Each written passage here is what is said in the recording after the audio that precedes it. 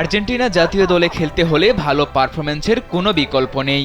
এজন্য নিজ নিজ ক্লাবের হয়ে যথেষ্ট পরিমাণ ম্যাচ খেলে সেখানে দেখাতে হবে নিজের দক্ষতা, তবেই সুযোগ মিলবে জাতীয় দলে। ফুটবলারদের এমন কঠোর বার্তা দেওয়া কোচ লিওনেল স্কালোনি কেবল মেসির জন্যই করেছেন ভিন্ন এক নিয়ম। সাধারণত ক্লাবের পারফরম্যান্স দিয়েই জাতীয় দলে জায়গা করে নিতে হয়। ফুটবলারদের বিবেচনা করা হয় ক্লাবের ফর্ম আর ফিটনেস দিয়ে। তবে গেল কোপা আমেরিকার পর ব্যস্ত সূচির কারণে সেই চিরচেনা ধারা অনুসরণ করতে পারেননি আর্জেন্টিনার কোচ লিওনেল স্কালোনি। তবে পেরুর বিপক্ষে ম্যাচের পরেই ফিরে যাবেন সেই ধারায়।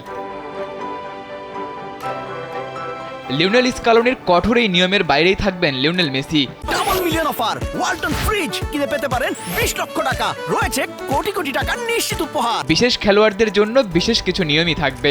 সে কারণেই MLS তারকা লিওনেল মেসির ক্লাব ফুটবলের পারফরম্যান্স বিবেচনায় আসবে না স্কালোনির কাছে। মেসির অবসর আর ইনজুরি ছাড়া দল থেকে তার বাদ পড়ার কোনো সম্ভাবনা নেই বললেই চলে।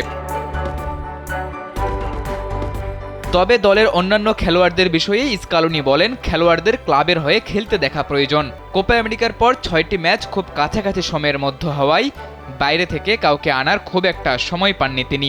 সে কারণে কোপা আমেরিকার দল দিয়েই চালিয়ে নিয়েছেন খেলা। তবে এখন থেকে সবাইকে ক্লাবের হয়ে খেলার কথা জানান আর্জেন্টাইন এই মাস্টারমাইন্ড।